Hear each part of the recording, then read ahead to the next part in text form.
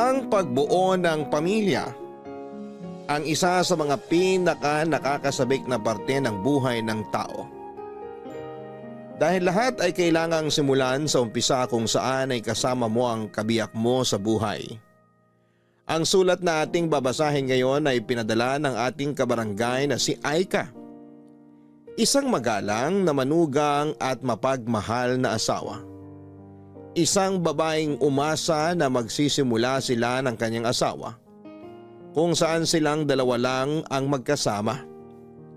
Pero dahil sa mga hindi inaasahang pangyayari ay may mga planong hindi kaagad nasunod. Kinailangan nilang tumira pansamantala sa bahay ng mami ng kanyang asawa. Maayos naman sa umpisa ang pakikisama niya sa pamilya nito.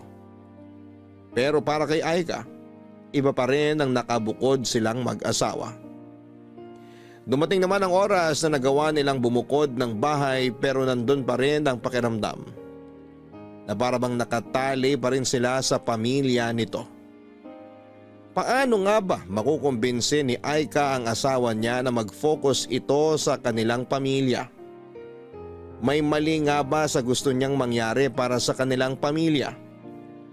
Masyado na nga ba siyang nagiging makasarili? Gusto mo na bang malaman kung bakit mas pinili ni Aika na bumukod silang mag-asawa ng bahay? Handa ka na bang mainis at maiyak sa kwento ng buhay niya? Minsan ba ay nakasamaan mo na rin ang loob ang pamilya ng kapareha mo? Nagawa mo bang makipag-ayos sa kanya? Si Aika kaya? Paano niya pinili ang desisyon na gagawin niya para sa kanyang sariling pamilya? Malalaman natin ang landas na pinili niya dito sa mga kwento ng pag-ibig, buhay at pag-asa sa nangungunang Barangay Love Stories. Matagal ko ng pangarap noon na magkaroon ng sariling bahay kung saan ay makakasama ko ang pamilya ko. Yung pamilya ko na nagsimula at nabuo ng dahil sa wagas na pagmamahalan.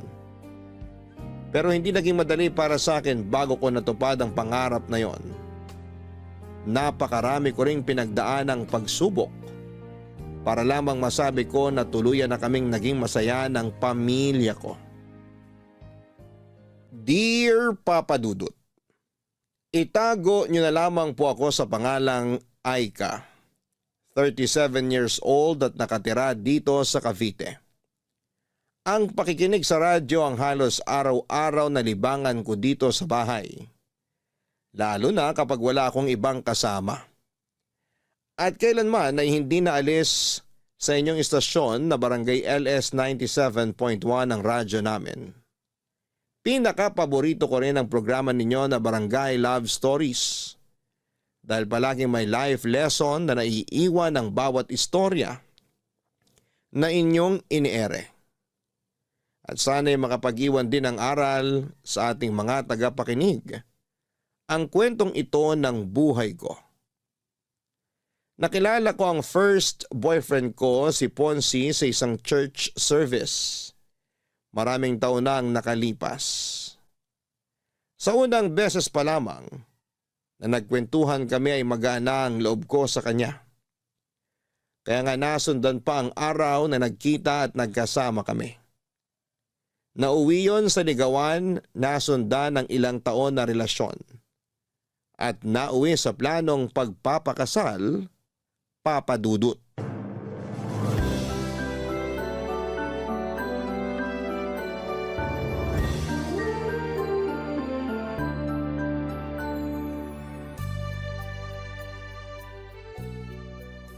Naayos mo na bang listahan para sa invitation card na ipapaprint natin, mahal? Oo, ayos na yun. Na-double check ko na rin kagabi yung listahan. Sige, isasabi ko na sa pag-send ng email mamaya dun sa supplier na nakuha natin. Okay. Mahal, tumawag nga pala yung pinsan ko. Nagre-request siya na kung pwede raw tayo magdagdag ng vegetable dishes sa menu natin sa reception. Vegetarian kasi siya. Walang problema. May mga seafood din naman akong pinalagay sa menu para sa reception natin. Hindi rin kasi siya kumakain ng seafood. 100% vegetarian kasi siya eh. Ganon ba? May iba kasi akong kilala na vegetarian pero kumakain pa rin ng seafood. Pero ako nang bahala na magpadagdag ng vegetable dishes sa menu natin. Thank you, mahal ko. Wala yon. Iilan lang naman ang bisita sa kasal natin. Kaya gusto ko na ma-enjoy nilang espesyal na araw sa buhay natin. Ay, thank you talaga kasi palagi mong pinagbibigyan ng lahat ng request ko. Nag-give and take lang naman tayo kasi pati ikaw, pinagbibigyan mo rin naman ng mga request ko. Kagaya nung kunin nating ring bearer at flower girl yung dalawang pamangkin ko. Tapos pumayag ka rin na isama natin sa bridesmaids yung dalawang pinsan ko. Kilala ko naman sila, kaya ayos lang din sa akin. Oh, magmerienda muna kayo. Nagluto ako ng ginataang bilo-bilo para sa inyo. Ilalagay ko na tong tray ng pagkain dito sa lamesa at kumuha na lang kayo, ha? Ayan, sakto. Kasi nagugutom na rin ako sa ginagawa naming pag-aayos dito para sa kasal, Mami. Kaya nga naisipan ko na magluto ng paborito mong merienda. Thank you po, tita. Anong tita? Sabi ko naman sa'yo na mami na rin ang itawag mo sa akin. Sige po. Mami. Kukuha na po ako nitong mangkok ng ginataang bilo-bilo at nagugutom na talaga ako. Sige lang, Ponsi. May mga kailangan pa ba kayong asikasuhin o idagdag para sa kasal nyo? Halos kumpleto na rin po lahat. Hindi rin naman po kasi sobrang daming iimbitahan namin sa kasal kaya kaunti lang din ang dapat na asikasuhin. Maganda nga yung ganyan na pamilya at ilang kamag-anak at kaibigan lang ang invited. Para hindi na rin kayo masyadong mapagod sa pag-aasikaso ng lahat. Ay, ano palang balak nyo pagkatapos ng araw ng kasal nyo? Ang ibig kong sabihin, saan nyo balak na magstay habang hindi pa pwedeng tirhan ng bahay nyo? Napag-usapan na po namin ni Ponsi ang tungkol dyan. Uupa po muna kami ng apartment para sa aming dalawa. Tama po si Aika, Mami. May nakita na rin po ako na apartment na malapit lang din sa opisina ko. Mangungupahan pa kayo? Opo, pero yung mura at maliit na apartment lang po ang balak naming upahan pansamantala. Para rin po makatipid kami kahit paano sa gastos. Kung nagtitipid pala kayo, bakit hindi na lang muna kayo dito tumira sa bahay natin? Mas makakatipid kayo kaysa umupa pa kayo ng apartment. Tapos kapag naayos na yung bahay na pinapagawa nyo, saka kayo lumipat doon. Pwede naman po pero ang napag-usapan po kasi namin ni Ponsi, uupa na lang muna kami ng apartment para hindi kami sumiksik dito sa inyo. Ay malaki tong bahay namin, kaya wala kang dapat alalahanin. Wala rin namang ibang gagamit ng kwarto ni Ponsi kapag umalis siya, kaya dumito na lang muna kayo. Kesa magbayad kayo ng pang-upa sa apartment, idagdag nyo na lang yung pambayad dun sa pinapaayos nyong bahay. Alam mo, mahal, tama si Mami. Dito na lang muna tayo sa bahay namin pagkatapos ng kasal natin. Magre-resign ka na rin naman sa trabaho mo, di ba? Oo. Sakto. Hindi ka maboboard dito sa bahay kasi makakasama mo si Mami at ang mga kapatid ko kapag nasa trabaho na ako. Ano, ayos lang ba sa'yo? Sige, ayos lang. Walang problema sa akin, mahal. Papadudot ilang buwan ding nanligaw noon sa akin si Ponsi. Siya pa nga nagsabi na gusto niyang makilala ang mga magulang ko na noon ay nakatira sa Bulacan.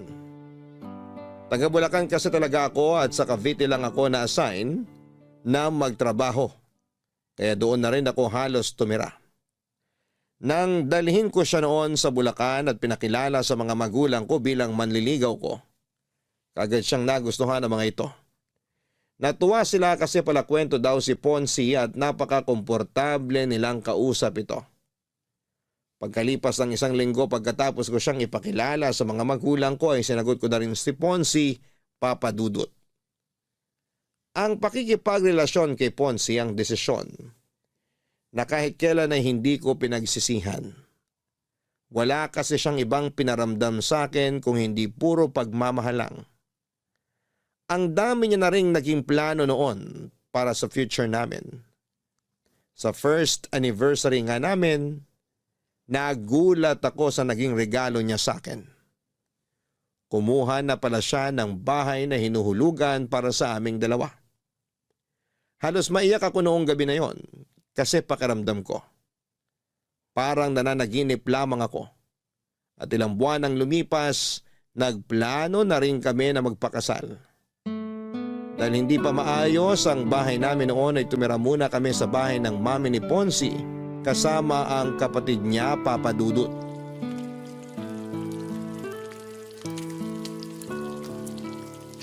Ayan, Malapit nang maluto tong piniprito kong itlog. Ang bango naman ng niluluto ng asawa ko. Anong mabango rito? Pritong itlog lang to. Hindi pala yan yung mabangong naaamoy ko. Ikaw pala yun, kaya pala lalo ako nagugutom. Paamoy nga ulit ako sa asawa ko. Mahal, tigilan mo nga yung pag-amoy na ginagawa mo sa leeg ko. Baka umuwi na si Mami at makita niya tayo. Ano naman kung makita tayo ni Mami?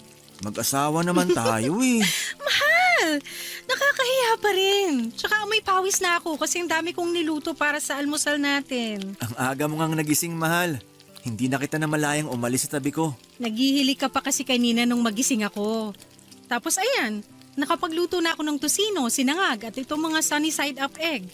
Teka, ilalagay ko lang tong luto ng itlog sa plato. Napakasipag naman talaga ng mahal ko. Pero nahirapan ka bang makatulog dahil sa paghilik ko?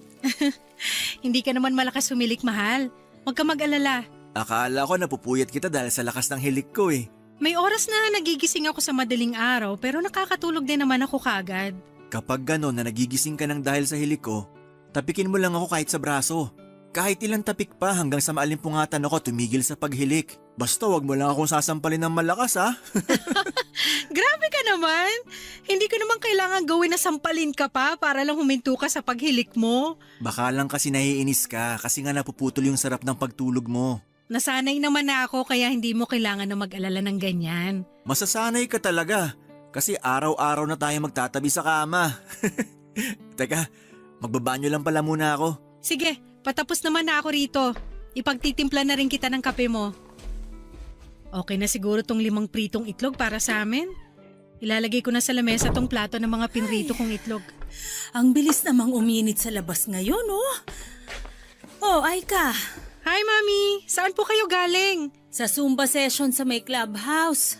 Kapag ganitong araw ng linggo, maaga talaga akong pumupunta doon para magpapawis. Kaya po pala nung gumising ako kanina, nakita ko po kayong lumabas ng bahay. Oo, maaga rin kasi talaga kaming nag-uumpisa para hindi gaanong abutan ng sikat ng araw. Kung gusto mo, pwede ka ring sumama sa akin doon. Magandang exercise ang Zumba para sa katawan natin. Naku, wala po akong hilig sa mga Zumba o exercise pero sige po. Sasama po ako minsan kapag sinipag ako. Sakto rin po ang uwi niyo kasi katatapos ko lang po magluto ng almusal natin. Naku, hindi pala kita nasabihan tungkol sa almusal ng mga anak ko. Bakit po? May mali po ba sa niluto ko? Ay, yung dalawang nakababatang kapatid kasi ni Ponzi, magkaiba sila ng gustong luto sa itlog. Yung isa, gusto niya na puro egg white lang. Yung bunso ko naman, gusto niya na yung egg yolk lang ang para sa kanya. Kaya kailangan na magkahiwalay ang prito ng egg white sa egg yolk. Since luto na to mga to, hindi po ba pwede na ihiwalay na lang natin yung egg yolk sa egg white? Naku, hindi nila kakainin kapag ganun ang ginawa natin. Pero sige, ako na lang ang magpiprito mamaya ng para sa kanila. Sigurado naman ako na hindi pagising yung mga yon. Kukuha lang ako ng pamalit kong damit para makaligo na rin muna ako.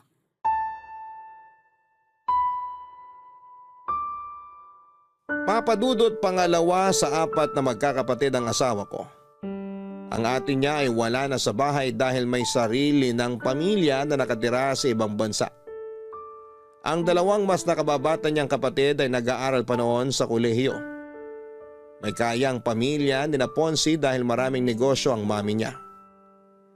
Malaki rin ang bahay nila kaya may sarili kaming kwarto ng asawa ko. Pero sa totoo lang, ayoko sa ideya na doon muna kami mag-i-stay sa kanila pagkatapos ng kasal namin. Ang gusto ko kasi talaga ay magkaroon kami ng solong bahay ni Ponzi. Kaya nga naiyak ako sa tuwa noong malaman ko na kumuha na si Ponzi ng bahay para sa aming 2. Isang foreclosed na bahay ang nakuha ni Ponzi, pero marami ang kailangang ayusin doon. Kaya medyo natagalan talaga ang pag-aayos niya doon. Kaya naman wala akong naging choice kung hindi ang pumayag na doon muna tumirapan samantala sa bahay ng mami niya pagkatapos ng kasal namin. Magkasundo naman kami ng mami ni Ponzi, Papa Dudut. Hindi lang talaga ako sanay na maraming kasama sa bahay. Siguro kasi solong anak ako ng mga magulang ko. At nang lumipat ako sa Cavite para magtrabaho ay solo ko rin ang apartment na tinitirhan ko noon. Pero nang tumira ako sa bahay ni na Ponzi, sobrang nanibago ako, Papa Dudut. Ang dami kasi namin sa bahay at hindi rin ako sanay na may ibang tao na inaasikaso. Tapos ay pumayag pa ako na mag-resign sa trabaho kaya palagi lang talaga akong nasa bahay. Advice din kasi ng OB ko na tutukan ang pag-aalaga sa katawan ko para mabigyan ko na kagad ng anak ang asawa ko. Ang sabi naman ni Ponce, pansamantala lamang yon. Sa oras na maging tuluyan ng maayos na ang sariling bahay namin, lilipat na kami kaagad doon. Kaya naman wala akong nagawa kung hindi ang sumang-ayon na lamang sa kanya. Iniisip ko na lamang na maswerte ako kasi mabait ang biyenan ko. Hindi siya yung kagaya ng mga napapanood ko sa teleserye kung saan ay nagiging kontrabida ang mga biyenan. At ginagawa ko na lang ang lahat ng makakaya ko para pakisamahan lahat ng mga tao sa bahay ni na Ponzi, Papa Dudut.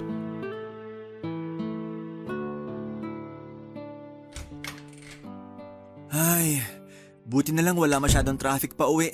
Mabuti naman at nakauwi ka na, mahal. Akala ko nga maiipit pa ako sa traffic kasi Friday ngayon. Oo nga, tapos araw din ng sweldo kaya ina-expect ko rin na mas late ka pang makakauwi. Gusto ko na nga matapos ang meeting namin kanina kasi inaantok na rin talaga ako. Nagugutom ka ba? Hindi, Sigurado ka? Pwede ko namang iinit yung dinner namin na tinola kanina. busog pa ako. Kasi umorder din ng pizza yung manager namin kanina. Kaya may pagkain kami habang nagmi-meeting. Yun talagang dahilan kung bakit inantok ako. Kasi nabusog ako dun sa pizza. Ay, makahiga nga muna dito sa kama natin. Sandali lang, ikukuha muna kita ng pambahay. Mamaya na. Huwag ka munang umalis dito sa tabi ko. Hindi ka ba muna maliligo o magpapalit ng damit? Mamaya na. Payakap muna ako sa asawa ko. Ito, yayakapin kita ng sobrang higpit. Ay, ang sarap naman talaga ng yakap ng asawa ko. Nakakawala ng pagod. Gusto mo i-massage kita? Mamaya na lang, mahal. Mas gusto ko magpahinga dito sa mga yakap mo. Bakit nga pala gising ka ng ganitong oras? Pasado 11:00 na rin ah. Ang totoo, kanina ko pa rin gusto magpahinga pero hindi ako makatulog. Bakit? May masakit ba sa'yo? Masama ba pakiramdam mo? Walang masakit sa akin at ayos lang din ang pakiramdam ko. Ano lang, nasa kwarto kasi ngayon ng bunsong kapatid mo yung mga kaibigan niya. Mga kaklase niya yata yun. Ah, oo. Mga kaklase niya nga yun. Nabanggit ni Mami kahapon na may kailangan silang tapusin na research paper, kaya mag-overnight sila dyan. Masyado ba silang maingay kanina? Medyo maingay nga sila. Puro lalaki kasi sila doon sa kabilang kwarto tapos ang lalakas pa ng boses nila. Nag-video game pa nga yata sila kasi ang lakas ng sound ng TV nila doon. Hindi ko nga alam kung nagawa ba nila yung sinasabi mong research paper nila. Pasensya ka na sa kanila, mahal. Medyo maingay talaga sila kapag magkakasama. Okay lang naman pero sana naisip nila na may iba pa silang kasama dito sa bahay. Katabi pa naman natin yung kwarto nila kaya rinig ko talaga yung mga ingay nila. Gusto mo ba nakausapin ko yung kapatid ko bukas? Wag na, hindi naman na kailangan kasi tumahimik naman na sila bago ka dumating. Tsaka hindi lang siguro ako sanay na may ganun kaingay sa gabi. Siguro nga, mahal. At kapag naulit pa yung pag-iingay nila ng 10 oras ng gabi, kakausapin ko na talaga siya. Pero wag mo siyang aawayan kasi baka magkaroon kayo ng issue ng dahil sa akin. Oo, hindi ko gagawin yan. Alam mo naman kung gaano ako kahinahon kapag may gusto akong ayusin na gusot sa ibang tao. Pwede rin naman nasanayin ko na lang muna ang sarili ko sa ingay nila. Minsan lang naman sila pumunta dito sa bahay, 'di ba? Kapag sem break nila, mas madalas sila dito sa bahay, mahal. Ganun ba? Sige, mukhang kailangan ko na rin talagang masanay sa ingay nila. Pasensya na talaga, mahal. Basta kapag naulit pa to, kakausapin ko ng kapatid ko para hindi nila maistorbo ang pagpapahinga mo. Papa Dudut, bukod sa naninibago ako, Dahil may mga ibang kasama kami sa bahay, nahirapan din akong makisama sa mga kapatid niya. Dahil mga estudyante pa sila ng panahon na yon. Nakakalimutan nilang may iba silang kasama sa bahay na hindi sanay sa ingay nila. Madalas akong napupuyat lalo na kapag nag-i-sleep over ang mga kaibigan ng kapatid niya sa bahay. Hindi ko nga alam kung paano nakakatulog kaagad si Ponzi kahit maingay sa bahay. O baka dahil sanay na siya sa mga ganong ingay ng kapatid niya at mga kaibigan nito. Bukod doon ay nagiging issue ko rin ang pagiging makalat ng mga ito sa bahay. Lalo na kapag wala pang biyanan ko. Ayoko kasi talaga na makalat sa lugar kung saan ako nakatira. Kaya mabilis na umiinit ang ulo ko kapag nakikita ko na wala sa tamang lalagyan ng mga sapatos o tsinelas na ginagamit nila. Pati na ang pagliligpit ng pinagkainan nila ay madalas na ako ang gumagawa. Kasi kung hindi ko gagawin yon ay tatambak lamang yon sa lababo hanggang sa hapunan. Pero tiniis ko na lamang ang lahat ng yon bilang pakikisama sa kanila. Hanggang sa dumating ang panahon na sa wakas ay nagdalang tao na rin ako, Papa Dudut. Ang sarap talaga nitong ginataang tulingan na luto nyo, Mami. Tama po si Ponzi. Isa po to sa pinakapaborito ko na niluluto nyo. Mabuti pa kayo, gusto nyo yung ginataang tulingan ko. Yung dalawang kapatid kasi ni Ponzi, nag-order pa ng pagkain para doon kainin sa mga kwarto nila. Hindi kasi talaga nila gusto kapag yan ang niluluto ko. Kaya po pala hindi sila sumabay sa atin na maghapunan. Nung nakita nila kaninang naglilinis ako nitong isdang tulingan, sinabi kaagad nila na o-order na lang sila ng pagkain nila. Ang sabi ko nga, ipagpiprito ko na lang sila ng manok pero ayaw din nila. Baka po may iba rin silang trip na kainin sa hapunan, Mami. Mukhang ganun na nga. Nakita ko na burger at fries ang in-order nilang pagkain. Mabubusog po ba sila sa mga in-order nila na pagkain? Ganun talaga ang dalawang yon, mahal. Kapag hindi nila trip ang ulam, matik na burger at fries ang i-order nilang pagkain. Sa kanilang magkakapatid, yung dalawang yun talagang pinakapihikan pagdating sa pagkain. Ayaw nila ng may gata o magulay na pagkain. Madalas ang gusto nila mga inihaw o piniritong karne ng manok at baboy. Di ba ganun din si Daddy? Nakwento niyo po dati? Oo, doon talaga sila sa daddy mo nagmana na hindi rin palakain talaga ng gulay. Buti na lang po mahilig sa gulay si Ponzi. Mabuti na lang at sa akin siya nagmana pagdating sa bagay na yon kahit na hindi ko siya kamuka. Ay, kamusta nga pala yung check-up mo kanina? Maayos naman po, Mami. Wala naman po nakitang problema ang ubigay ni ko sa pagbubuntis ko. Mabuti naman. Ilang buwan na nga uli yan? 5 months na po. 5 months pa lang pala yan. Pero parang masyado ka na yatang malaki, Aika. Po? Ano pong ibig niyong sabihin, Mami? Parang ang bilis mong tumaba.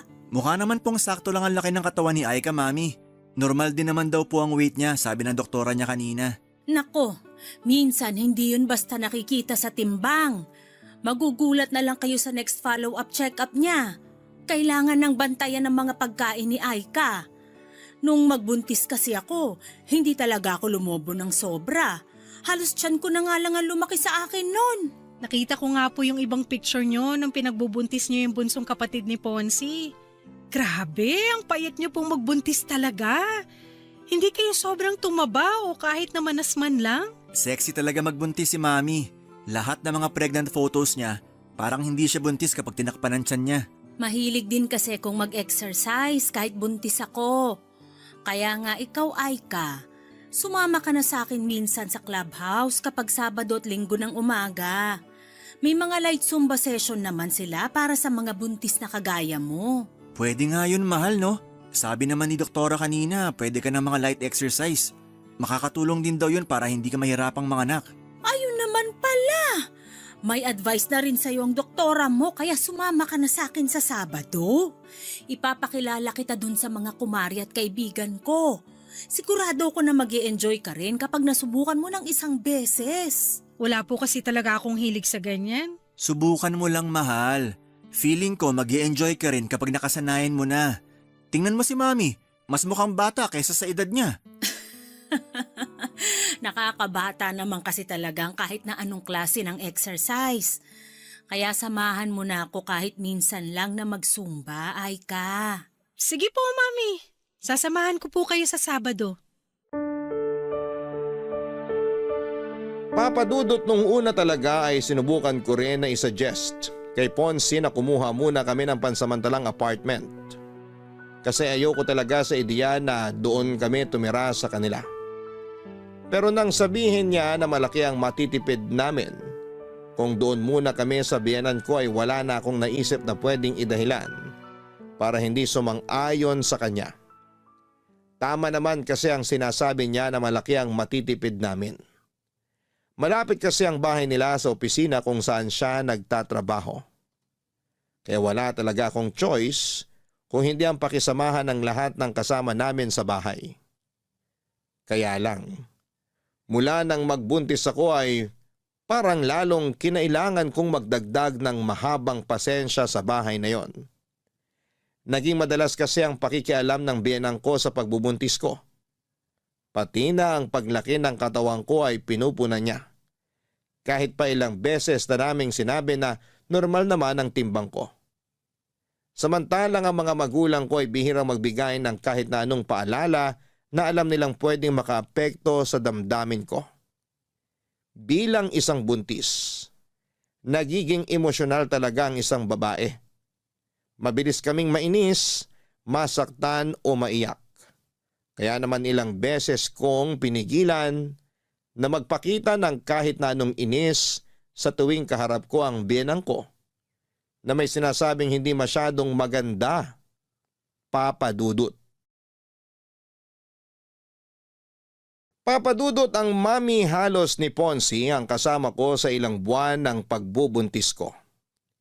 Malayo kasi ang mga magulang ko kaya minsan lang silang makadalaw sa Cavite. Pero madalas naman silang tumatawag para kumustahin ako. Laking pasasalamat ko na lamang din at nagsilang ako ng napakalusog na baby. Nang makauwi kami sa bahay ni na Ponce, naging maasikaso naman kahit papaano sa akin ang mami niya. Ayun nga lang, napipilitan akong sumama kay mami ng ilang beses sa pagsusumba niya sa clubhouse. Kahit na hindi ko to nai-enjoy talaga. Kasama rin namin si baby na noon ay pinapasyal at pinapaarawan naming saglit. Hindi man ako kasing payat ni mami, hindi naman ako sobrang taba pagkatapos kong manganak noon. Pero palagi niyang pinapaalala na kailangan ko pa rin ng mga light exercise. Tapos may mga oras pa na naiistorbo ng ingay ng mga kapatid niya ang pagpapahinga ko dahil sa ingay kasama ng mga kaibigan nito. Mabuti na lang, mas malalim ang tulog ng baby ko kaya hindi ito kaagad nagigising. Ang lahat ng pagod na nararamdaman ko noon, kaagad na nawawala kapag hawak ko na ang baby ko. Totoo pala yung sinasabi nila na ang pagkakaroon ng anak ang isa sa mga pinakamasayang bahagi ng buhay ng isang babae. At ilang buwan pa ang lumipas noon. Sa wakas ay nakalipat na kami ni Ponce sa sarili naming bahay, papadudot. Sa wakas, naiayos ko na rin tong sofa dito sa sala. Wala na kaming malaking gamit na naiwan sa labas ng bahay. Pwede na akong maupo at makapagpahinga muna dito. Ay, sumakit ang likod ko kakabuhat ng malalaking gamit namin ah. Mahal, ito na ang kape at banana bread. Magmerienda ka muna. Ilalagay ko na sa lamesa tong merienda natin ha, kumuha ka na lang. Sakto, mahal. Nagugutom na rin talaga ako. Ang ganda ng pagkakaayos mo ng mga gamit dito sa sala, mahal. Mabuti at nagustuhan mo ang pagkakaayos ko dito. Oo, sakto ang pwesto nitong sofa at yung lamesa dito sa sala. Pati na yung TV stand dyan sa harapan natin. Relaxing ang pwesto ng panonood natin habang nakaupo tayo dito sa sofa. Ang bibigat nga din ng mga gamit na pinaasa ko kanina. Lalo na tong sofa. Sabi ko naman sa'yo, huwag muna tayong bumili ng malalaking gamit kanina sa mall. Ayos lang. Kasi importante na malagyan na ng mga gamit ng bagong bahay natin. Kaya pinagsabay-sabay ko nang bilhin kanina tong mga furniture at ibang appliances. Mahal, ang sarap nitong banana bread ah. Saan mo binili to? Diyan lang sa labas. Buti nga may malapit na bakery dito sa bahay natin. Hindi ako mahihirapang bumili ng pang-almusal o merienda natin. Mukhang masarap din yung iba nilang tinda na tinapay dun. Tapos may malapit din na sari-sari store na halos katapat lang ng bakery na nakita ko. Sakto. Hindi mo na kailangan pumunta sa malayo para makabili ng mga pagkain at iba pang kailangan dito sa bahay. Oo, kina mami kasi ang layo ng mga tindahan mula sa bahay nila. Kaya hindi ako masyadong nakakalabas noon. Kaya nga kapag nag-grocery si Mami, maramihang supply na talaga ng pagkain at iba pa niyang kailangan ng binibili niya. Ayaw niya rin kasing lumabas-labas ng bahay kasi malayo talagang tindahan dun sa bahay eh. Sa bagay, nakakatamad talaga na maglakad ng malayo kung toyo o suka lang naman ang bibilhin mo. Mahal. Pasensya na pala kung hindi na ako nakatulong sa pag-ayos dito sa sala. Ang tagal kasi bago nakatulog ni baby sa kwarto. Ayaw niyang tumigil sa pag-iyak mula nang makauwi tayo galing sa mall. Narinig ko nga. Mukhang naninibago pa rin siya hanggang ngayon dito sa nilipatan natin. Pangatlong araw pa lang din kasi natin ngayon, kaya sigurado kung nakakaramdam pa rin siya ng pagbabago sa paligid niya. Pero grabe, ang sarap sa pakiramdam na nakatira na tayo sa sarili nating bahay. Simula pa lang to, mahal. Simula pa lang to ng pagtupad natin sa mga pangarap natin. Oo, sa wakas. Mas nararamdaman ko nang naaabot natin ang mga plano at pangarap natin. Pasensya na, mahal, kung medyo na-delay ng konti ha. Hindi mo kailangang humingi ng pasensya. Dahil alam ko naman na ginagawa mo ang lahat para sa pamilya na to. Basta babawi ako sa inyo ng anak natin, mahal. Ito na ang totoong simula ng pagtupad ko sa mga pangako ko sa iyo bilang asawa mo.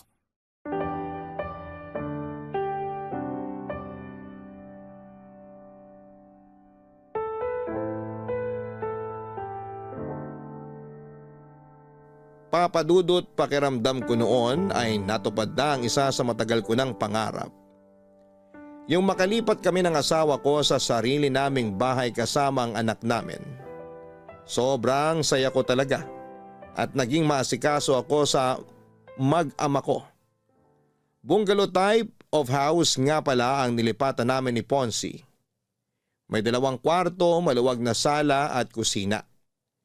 Meron ding gate sa labas, garahe at garden kung saan talaga namang nagsimula akong mag-alaga ng maraming halaman.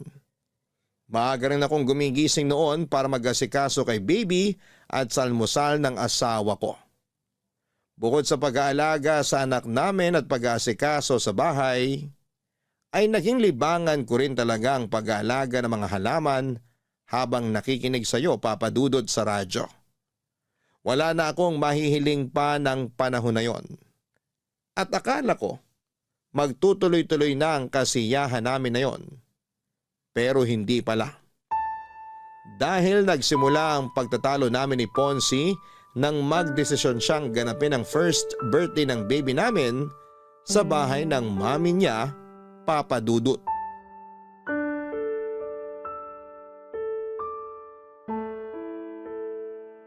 Ang dami namang hugasin dito sa lababo. Makapaghugas nga muna. Mahal? Anong ginagawa mo dito sa kusina? Hindi mo ba nakikita? Maghuhugas ako oh. Oo nga, nakikita ko. Ang ibig kong sabihin, bakit ikaw ang gumagawa niyan? Nakita ko kasi natambak yung mga hugasin dito sa lababo kaya inasikaso ko na. Tsaka hindi naman ako hahanapin sa sala kasi nandun si baby kasama ang mami mo at ang mama ko. Ay, ang dami naman mga baso rito. Dapat pala disposable na lang ang ginamit natin. Tulungan na nga kita sa pagliligpit mo, mahal. Wag na, kaya ko na to. Sige, ako na lang magpupunas ng mga mababanlawan mo ng baso at plato mamaya. Paubos na rin pala tong dishwashing liquid. Ay! Teka, alam ko meron pang isang bote si mami na nakatabi dito eh. Hanapin ko lang saglit dito sa kahon sa may lamesa. Nakita ko na. Eto, mahal oh. Lagay mo na lang muna dyan sa tabi. Gagamitin ko yan pag wala nang laman tong bote sa lababo. Sige. Mahal? Galit ka ba? May dahilan ba para magalit ako? Hindi ko alam. Parang wala naman. Wala naman pala. So bakit mo natanong kung galit ako? Mahal, ano ba talagang problema? Sabihin mo na sa akin. Wala akong problema. Ano ngang kinakagalit mo? Okay, sige. Hindi ako galit, mahal. Medyo naiinis lang ako. Naiinis ka saan? Hindi mo ba talaga alam kung saan ako naiinis? Dahil ba to sa birthday party ni baby na dito natin ginawa sa bahay ni Mami? Hindi na ako magsisinungaling. Oo, ang sagot ko sa tanong mo na yan. Akala ko ba okay lang sa'yo? Anong hindi magiging okay sa akin? Nakapagdesisyon ka na. Pasensya na, mahal. Akala ko kasi ayos lang talaga sa'yo. Mahal, alam mo kung gaano ako ka-excited na makalipat na tayo sa wakas sa sarili nating bahay.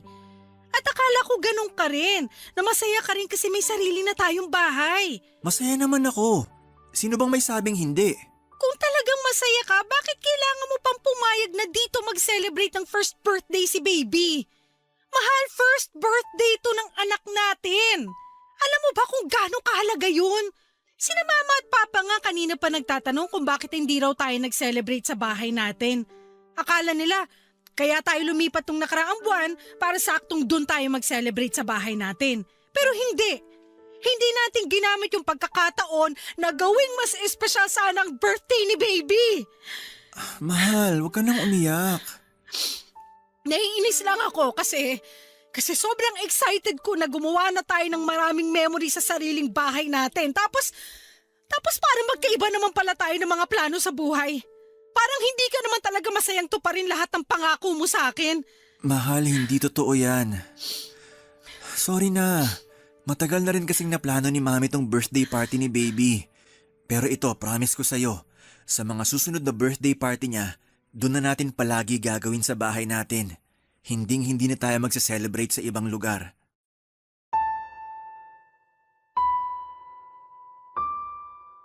Papadudot bago pa man sumapit ang first birthday ng baby namin ni Ponce ay marami na kaagad akong naisip na plano noon. Gusto ko na gawing espesyal ang first birthday party ng baby namin. At syempre gusto ko na gawin yon sa bahay namin. Pero 2 linggo bago ang araw na yon, nag-dinner kami sa bahay ng biyenan ko. Nagulat ako nang alokin ni Mami si Ponce na doon sa bahay niya ganapin ang first birthday party ni baby. Pero mas nagulat ako nang pumayag kaagad si Ponce sa sinabing yon ng mami niya. Dahil ayoko na magkaroon kami ng isyo ng biyenan ko, sumang-ayon na lang din ako sa sinabi niya kahit sobrang labag sa loob ko. First birthday kasi yon ng baby namin. At naniniwala ako na dapat doon yon ganapin sa sariling bahay namin. Nang dumating nga noon ang mga magulang ko sa first birthday party ni baby, pasimple silang nagtanong kung bakit hindi sa bahay namin ginanap ang party na yon. Sinabi ko na lang na matagal nang napagkasunduan ni na Ponce at ng biyanan ko na ganapin yon sa bahay nila, Papa Dudut. Papa Dudut, nagkaayos din naman kaagad kami ni Ponce noon. Nangako kasi siya na sa mga susunod na birthday celebration ni baby ay doon na yon gaganapin sa bahay namin. Naintindihan niya naman daw ang point ko na gusto kong mas maramdaman ang pagsisimula namin bilang isang pamilya. At hindi namin magagawa yon kung halos araw-araw kong dumalaw sina Mami sa bahay namin. Mabuti na lamang at nabawasan na ang oras ng pagbisita niya nang minsang magkasakit ang bunsong kapatid ni Ponce na kinailangan itong asikasuhin. Napapansin ko na rin noon na may mali sa asawa ko. Siguro maliit na issue lamang yon pero napapadalas na ang pagtatalo naming dalawa. Ayoko pang aminin noon pero napapansin ko nang may pagkamamas boy si Ponce. Hirap na hirap siyang tanggihan ang mga request ng mami niya. Hindi naman sa nilalayo ko siya sa pamilya niya. Pero meron na kasi kaming sariling pamilya. Pamilya na dapat ay mas tutukan niya, Papa Dudut. Mukhang mas okay na tong pagkakaayos ko sa Christmas tree namin. Mas naging makulay na siya dahil sa mga dinagdag ko na decoration. Sa wakas natapos din ako maglinis ng kotse sa garahe. Mahal, tignan mo tong Christmas tree natin. May napansin ka ba? Parang naging mas makulay siya. Dinagdagan ko kasi yan ng mga decoration. Naglagay ako ng gold ribbon dito sa may bandang ibaba. Silver snowflakes dito sa gitna. At mga red flashball dito sa bandang itaas. Yung unang pagkakaayos ko nito, puro flashball at maliliit na bell lang ang nakasabit eh. Kaya namili ako ng mga pandagdag na decoration. Kaya pala mas naging buhay ang dating nitong Christmas tree natin. Talaga? Mas gusto mo ba to kaysa sa unang pagkakaayos ko nito ng isang linggo? Oo, mahal. Mas gusto kong pagkakaayos mo ngayon dyan sa Christmas tree. Ay, mabuti naman. Parang pang-apat na beses ko na yatang inaayos ang mga decoration nito. Napansin ko nga yan. Na palagi kang may napapansin sa mga decoration na nakasabit dyan. Gusto ko kasi na sobrang ganda nito lalo na sa Pasko. Yun din naman ang gusto ko, mahal. Kaya nga sobrang thank you sa effort na ginagawa mo para mas mapaganda pa ang Christmas tree natin. Wala yun. Siyempre excited lang talaga ako na mag-celebrate ng first Christmas kasama si baby. Nabalot ko na nga rin pala yung mga regalo natin para sa ibang inaanak natin. Nandyan na rin sa ilalim ng Christmas tree. Parang ang daming regalo nito ah. Hindi pa nga kumpleto yan eh kasi may mga regalo pa ako na hindi napabalot. Yung mga regalo natin sa mga pamangkin natin at mga kapatid mo. Mabuti na lang talaga at maaga tayong nakapamili. Ayoko rin kasi talaga ng nakikipagsiksikan sa mga tao sa mall. Kahit alam ko na mas malaki ang discount kapag malapit ng Pasko, hindi pa rin tayo pupunta doon. Mas pipiliin ko pa rin yung araw na makakapamili tayo ng wala masyadong stress. Ay naku, ako rin. Ayoko na masyadong stress kapag namimili tayo lalo na't kasama natin si baby. Naalala ko tuloy nung tuwang-tuwa siya habang nasa mall tayo. Ang dami niya kasing nakikita na bago sa paningin niya. Kaya dalasan natin ng pamamasyal para hindi siya manibago sa tuwing lalabas tayo. Mabuti naman at naisip mo yan. Dahil plano ko na ring sabihin sa'yo yan. O nga pala, bukod sa buttered shrimp, smoked salmon pasta at graham de leche, ano bang request mo na iluto ko para sa Noche Buena natin? Okay na yun, mahal. Ang dami na nga nung mga binanggit mo eh. 3 klaseng pagkain lang yung sinabi ko. Oo, alam ko. Pero hindi mo na kailangan damihan ng iluluto mo. Sigurado kasi ako na marami ring iluluto si Mami para sa Noche Buena. Baka hindi na natin matikman lahat kung dadamihan natin ng dalang pagkain sa bahay niya. Teka, tama ba ang pagkakaintindi ko sa sinabi mo, mahal? Doon tayo magno-Noche Buena sa bahay ni Mami? Oo, mahal. Hindi ko na kasi natanggihan si Mami nang mag-request siya sa akin. Alam ko na dapat first Christmas natin to ngayon dito sa bahay natin. Pero pagbigyan na natin si Mami kasi dito naman natin sa bahay sasalubungin ng bagong taon.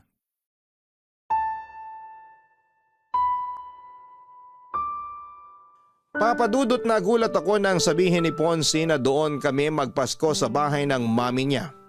First Christmas celebration dapat namin yon sa sarili naming bahay. Pero mas pinili niya na gawin yon sa bahay ulit ng mami niya. Ang nakakainis pa doon, yung paggawa niya ng desisyon na hindi man lang tinatanong kung ayos lang ba sa akin. O siguro'y alam niya rin na hindi ako tatanggi pa. Kaya hindi niya na ako tinatanong pa. Sobrang nahirapan talaga akong itago ang inis na nararamdaman ko noon. Gustong gusto kong awayin ang asawa ko. Pero dahil ayoko na dumating ang araw ng Pasko na hindi kami magkasundo ay pinakalma ko na lamang ang sarili ko. Kahit paano ay kumalma naman ako nang mangako siya sa akin na dito kami sa sarili naming bahay magse-celebrate ng bagong taon. Tinupad naman ni Ponce ang pangako niya na yon sa akin pero ang hindi ko inaasahan noon. Kasama naming sasalubungin ng bagong taon ang mami at mga kapatid niya sa bahay namin, Papadudot.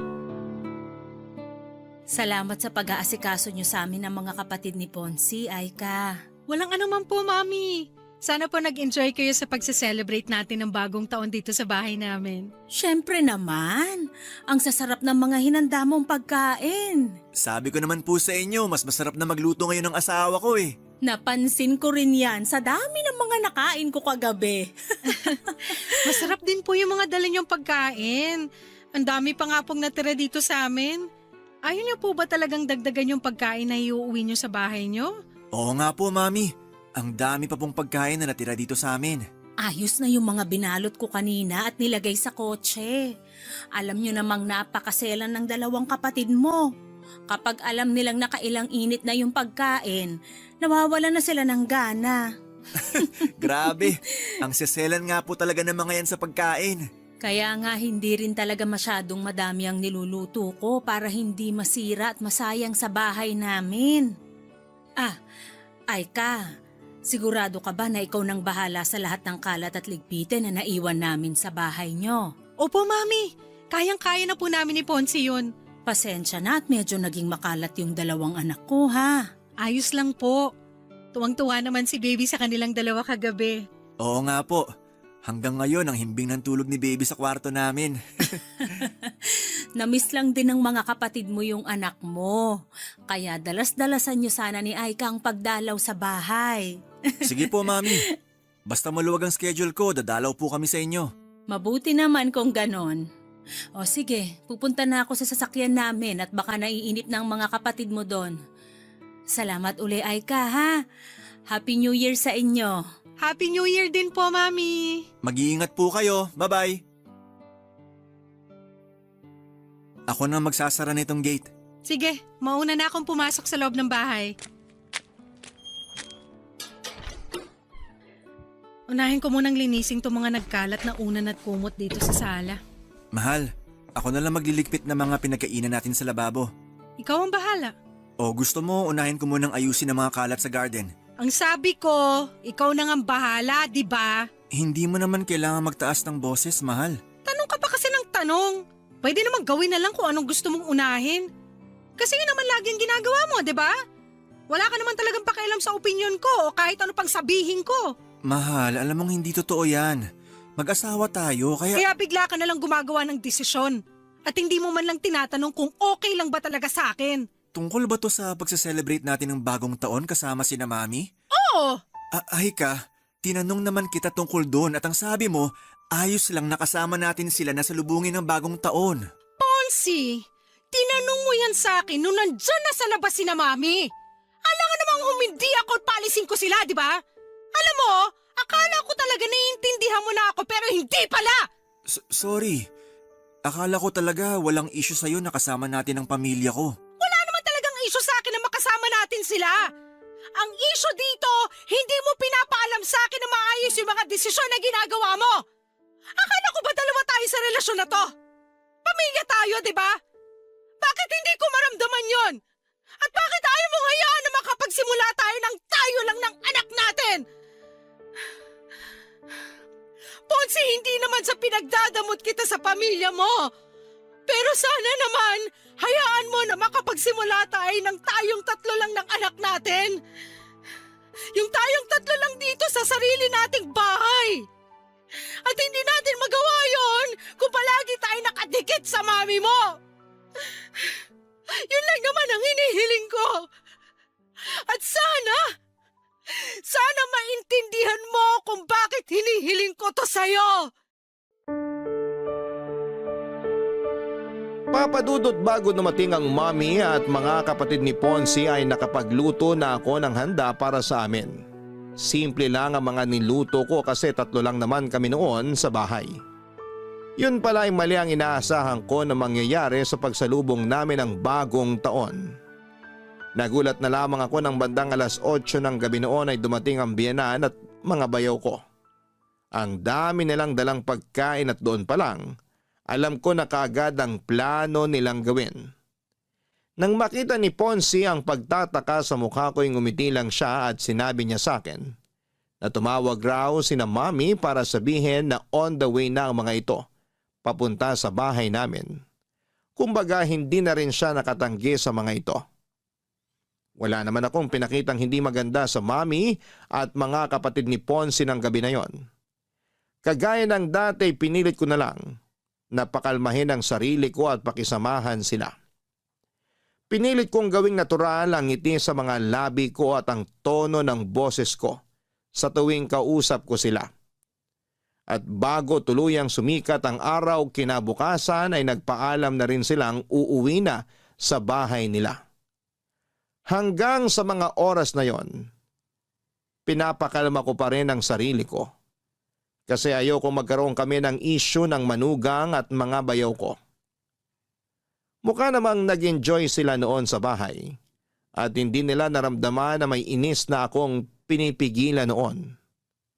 Hindi naman sa nagiging unfair ako kasi parang nilalayo ko na si Ponzi sa pamilya niya. Pero gusto ko lang talaga papadudot na maintindihan ni Ponzi kung paano kami dapat na magsimula. Na hindi kami pwedeng laging nakadikit sa pamilya niya. Na dapat sinasali niya ako sa paggawa ng mga desisyon na makakaapekto sa akin at sa anak namin. Masasabi ko na yon ang pinakamalalang naging pagtatalo namin noon. Kasi pakiramdam ko, hindi niya pa rin ako sinasama sa bawat desisyon na ginagawa niya. Pagkatapos ng araw na yon ay sinuyo ako ni Ponce at humingi siya ng sorry sa akin, Papa Dudut. Inamin niyang naging pagkakamali niya sa relasyon namin. At nangako siya na mas magiging responsable siya bilang asawa ko at daddy ng anak namin. Masasabi ko naman na tinupad niya yon dahil pagkatapos ng araw na yon ay nagagawa na niyang tanggihan ang mga request ng mami niya na pumunta kami sa kanila. O kapag gusto nitong pumunta sa bahay namin. Gumagawa ng dahilan ng asawa ko para hindi yon matuloy. Hindi naman namin sila iniiwasan sa lahat ng oras. May mga araw rin na pinagbibigyan namin sila. Pinaparamdam lang namin na mas gusto naming simulan ang pamilya namin nang hindi kami umaasa sa ibang tao. Salamat po, Papa Dudut, kung sakali man na mabasa ninyo ang sulat kong ito. Sana'y nakapag-iwan ng aral ang kwento namin ng asawa ko. Hindi masama ang matutunan nating bumukod para makapagsimula ng isang bagong buhay at pamilya. Hanggang dito na lamang po ang kwento ko. And more power sa inyong programang Barangay Love Stories. Ang inyong forever kapuso at kabarangay, Aika. Maraming salamat, Aika, sa tiwala at oras na ibinigay mo para makapagbahagi ng iyong kwento dito sa aming programang Barangay Love Stories. Totoong hindi naging madali ang mga pinagdaanan mo, lalo na sa pagsisimula ng iyong pamilya. Pero humahanga ako sa naging katatagan na ipinakita mo para maabot ang iyong mga pangarap.